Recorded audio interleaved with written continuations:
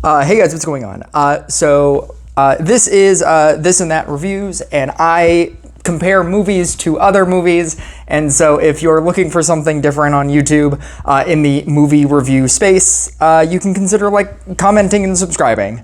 I always feel like I need to say that at the beginning of every video, but because I think that the specifics of my channel and how I review movies is very different from everybody, because a lot of YouTubers would never compare movies to other movies, and that's the only thing that my mind does. So this is Mission Impossible: The Final Reckoning. Obviously taking Dead Reckoning Part 1, dropping the Part 1, and then calling this The Final Reckoning, because movies don't sell as a Part 1, Part 2. I think you can ask Wicked Part 1. That was not called Wicked Part 1. It was called Wicked. Then you saw the movie and then it says Wicked Part 1. Even though marketing-wise, it's just called Wicked. And then the second part is called For Good. And then like they did that with like Into the Spider-Verse, Across the Spider-Verse. Across the Spider-Verse is like definitely a Part 1 because that definitely leaves off on a to be continued. That we're still waiting for, like a million years later. But this is The Final Reckoning. And to give backstory to like my entire journey with Mission Impossible, I saw Mission Impossible 1 first, and didn't get it. I'm pretty sure I saw it in theaters and it just went in one ear, went out the other. And I didn't actually start liking this franchise until Mission Impossible 2 that I also saw in theaters. And then I was like, this is great. I find out years later, because I saw that in theaters and I'm pretty sure the internet didn't exist. And so I didn't realize until much, much later in life that everybody universally hates Mission Impossible 2. And I love that movie. Like the moment when he runs out and he takes off the mask and they do that gimmick for the first time. And then, you know, like it does the din, din, din, din, din, din. Like that's such a hype moment. Like that's such a cool moment in that movie. As like a first, you know, time that I experienced that gimmick in that movie. And that's I'm pretty sure they use that. They use the mask thing in the first movie, but that's how much I didn't care about the first movie. And then I saw every movie after that. I saw 3, and then I went back to 1 and appreciated it more because now I'm older and now I understand. And I can like sit through a talky movie, right? Like the first one has action, but it doesn't have a lot of action. It's very espionage, which was what the entire concept is based off of the TV show. And so then I saw 4, and then 5, and then 6, right? And then I started liking them like as they were going along. 3 is my favorite. I did not necessarily like Dead Reckoning Part 1. I don't know. There was a lot happening in that movie, and I didn't like the main bad guy. Is it Timothy Olyphant? I don't think it might be Timothy Olyphant. Or it's a guy that looks exactly like Timothy Olyphant, if it's not. But I didn't like is his name Adrian? I don't even remember his name. I just saw this movie, which also has the same guy. And I don't remember his name. That's how much I like this bad guy. Philip Seymour Hoffman and Jon Voight from the first movie are like the 2 best bad guys in this entire franchise of bad guys. I mean, I guess you could say that like, spoiler alert, right? I guess you could say that Henry Cavill's a really good bad guy. But I mean, like this bad guy, I did not like him in Dead Reckoning Part 1, because I think the idea of the entity as being this invisible presence is a much more like frightening thing. Like the moment when they're like chasing, when Ethan is trying to get to, all I can think of is Haley Atwell now, the girl from Silo. What is her name? Rebecca Ferguson. When Ethan is trying to get to Rebecca Ferguson and he's getting like tips or he's getting like hints from Not Benji and it's the AI, that as a concept is much more interesting than like the physical presence of a bad guy. And I still argue that the best scene in that entire movie is the airport scene. when they're trying to like evade the cops and evade the people, and like that guy is like trying to get them. And then there's also the bomb that Benji is trying to do and whatnot. Like I think that that's the best part of that movie. But the thing that I love about the movie is like the concept of this invisible presence that they need to stop. I think that's more threatening than I need to punch this guy, or I need to catch this guy and punch him. And I feel like that's why they did it, and that's why he exists in this movie, or in that movie. And I think that they very smartly sidelined him for most of this movie, because like that's not really a big part of the movie. This movie is long. It's like 2.5 hours. It definitely feels really long. And that's not to say that it's boring, but I'm just saying like it does. This definitely feels like the end game of the series. It's definitely a much sadder tone. When you compare like Avengers Infinity War and Avengers Endgame, Endgame still has jokes, but Infinity War is the fun movie. And if you want me to compare another thing, Mission Impossible 3 is my Infinity War of this franchise. It's my favorite one.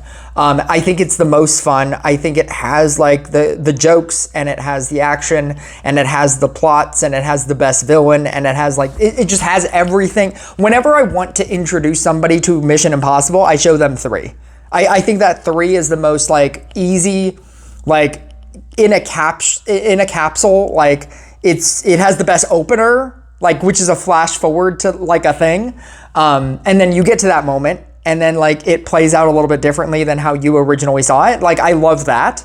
It has the best bad guy. It has Jules. Like, it has everything. Like, it has all the like makings of like a great Mission Impossible movie. I know a lot of people like Fallout, but I like 3 the most. And 3 is like the Infinity War of this franchise to me. And this felt very much like the end game of this franchise to me.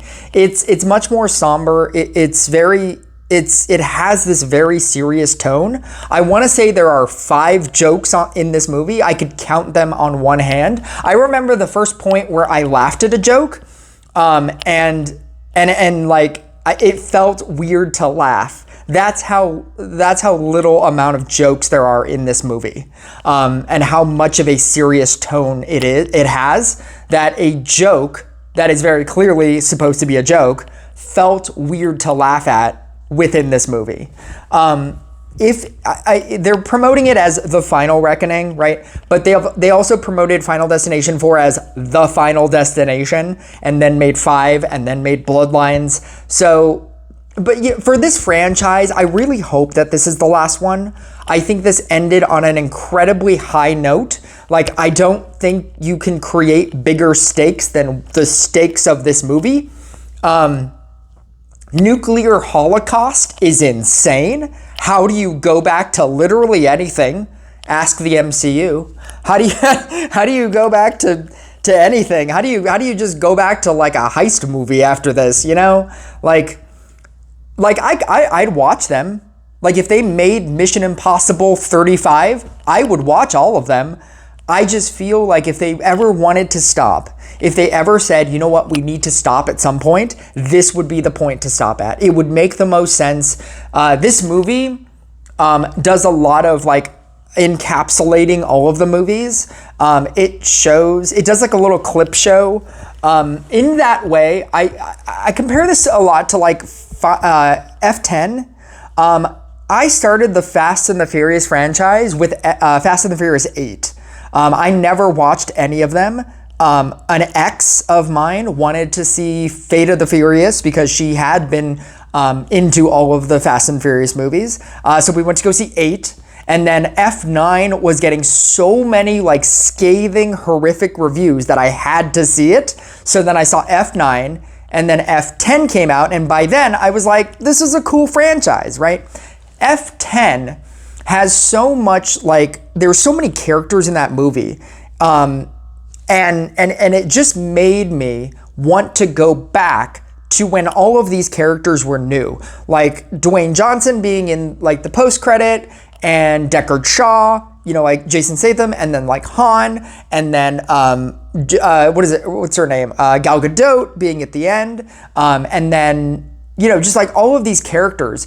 And one of the things that everybody like slams that movie for is the scene where they're being shown on a screen all of the past things that the family had been doing, but they're showing it to them. They're showing it to characters in the movie on a screen, but they're playing the Fast and the Furious movies like with movie quality in the movie, and it doesn't make sense. And this movie very smartly, like they do voiceover, and then it shows you flashes of previous movies. And in this way, all of this to say, I think that if this was your first movie, it would make you feel how I felt watching Fast 10, where I wanted to go back to all of these other movies. Like all of these other movies that this movie is showing me, every time they introduce a character from a past movie, which isn't a lot, I'm not gonna spoil that. But like every time they introduce a character from a previous movie, they'll show like flashes like, oh, remember this from this movie?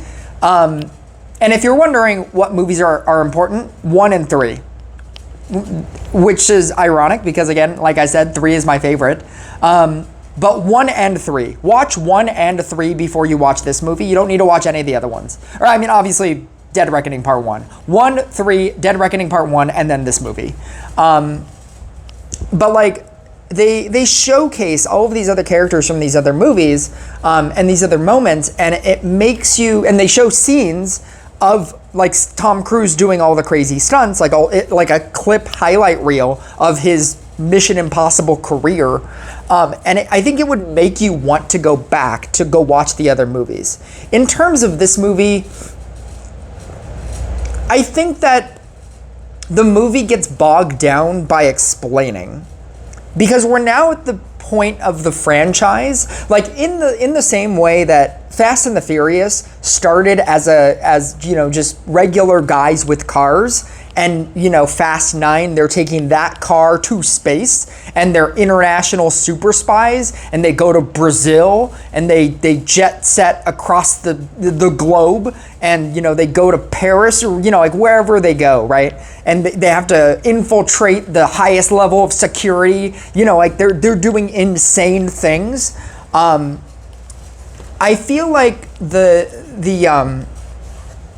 way that this franchise has slowly evolved is its complexity.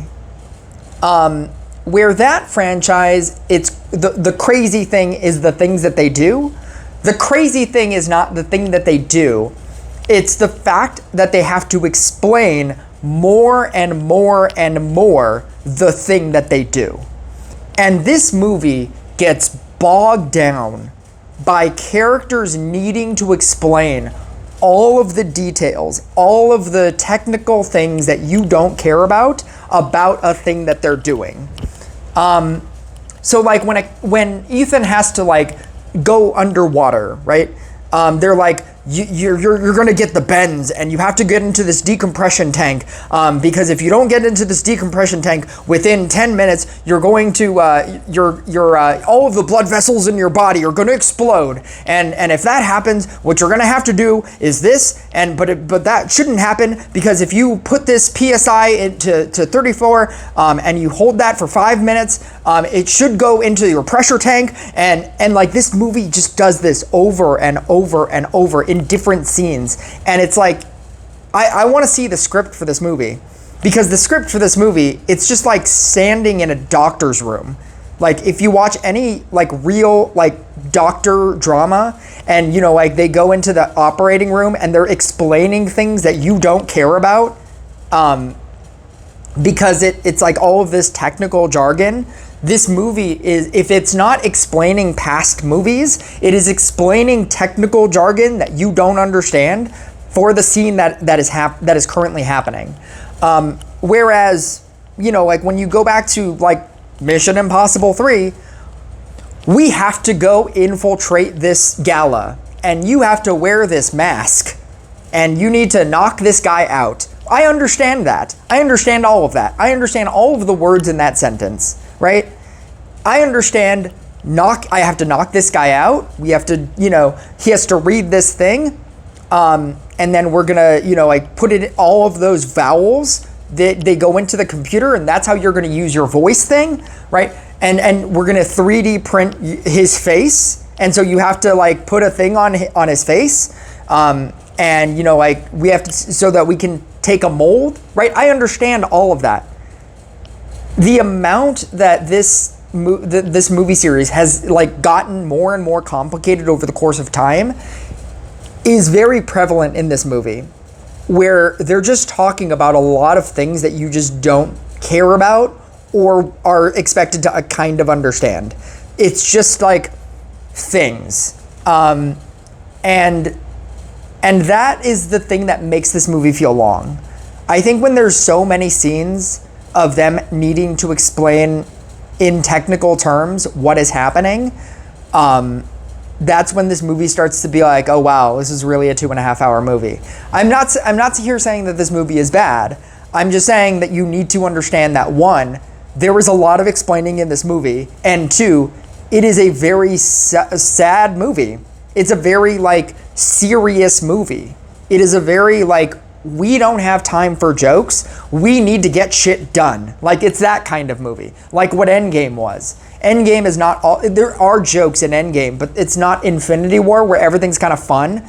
And every, like, jokes are just being made and quips are just being made like every 5 seconds. It's just like, we need to get here, we need to do this, and we have to do this, and if we don't do this, then this is gonna happen, and we cannot let that happen, so we have to do this, and this is how we're gonna do it, and like that's every scene. And I think that it's good. I think that it's better. I like it more than Dead Reckoning Part 1. A lot of people are complaining about like the added characters taking away screen time, and I don't think that they took away screen time, because whenever they add a character, they are within the group that we're hanging out with anyway, and I don't think that they're trying to elevate the side characters at all. They just need to interact with other people, and we are interacting with that person. I don't think that it gets bogged down by the addition of adding people. Like, they're not trying to give those people backstories or, reasons for existing, or they're not trying to give those characters arcs. Another thing that I wanted to say, and I'm glad that I didn't forget, this movie is very much a third act at the very beginning. At the very beginning of this movie, it is a third act movie all the way. It's just like, it's like, like Dead Reckoning Part 1 is like Act 1 and 2 of this movie. And then this is all third act. Because this movie starts and it expects you to really like keep up. It does like summarize everything that happened in Dead Reckoning Part 1, but at such a rapid pace that you really need to catch up. Like, if you didn't see Dead Reckoning Part 1, you will be lost, and you will not understand the stakes of this movie. And if you haven't seen the franchise as a whole, this won't feel like it's the last movie, but as a person who has watched this franchise forever, it definitely feels like the end of an era. Like you can watch Endgame, for example, and that is the end of an era. That is the end of like a 20 plus movie saga that you have been like paying attention to. And you can go into Endgame as your first movie, but you won't understand the weight of it. And that is what this movie feels like. It feels like the weight of a saga.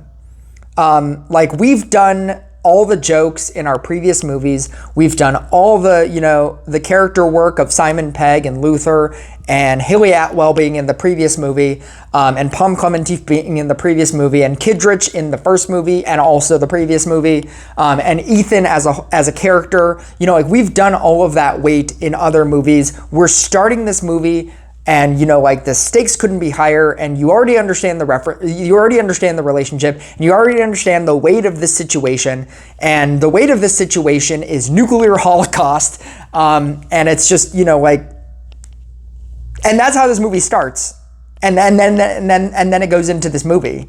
And it feels like the entire movie is a third act of another movie. And that movie being Dead Reckoning Part 1. I feel like as a final movie, which again, I hope it is a final movie. As a final movie, I think it's very good. I think that this franchise has given us enough. I think Tom Cruise has done enough for us. And I feel like it's good. I approve of this movie. I don't think it's like the height of like all of these movies to me. The height of these movies to me, it's 2 and 3, honestly.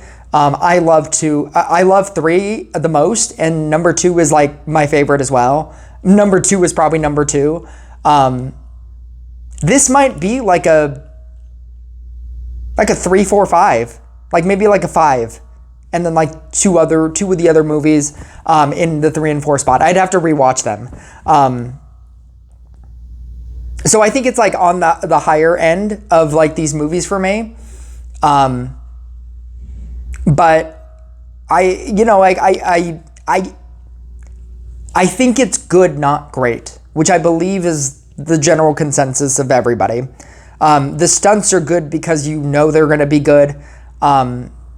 It's just that the story and how complicated it's gotten bogs the feeling of the movie down. I miss the simplicity of like a 2 and a 3. I miss the, let's just listen in on a conversation. Okay, now we have that information. Let's go to this contact. I miss the infiltrating a party. I miss the like simplicity of other movies. And I feel like if they do another movie, I feel like it doesn't work either way. If they raise the stakes more, it's just going to become more complicated. If they go all the way back down to a heist movie, it would feel weird coming from this movie, going from this movie to that. And with that, I just hope this is the last movie. I hope that this is the final reckoning.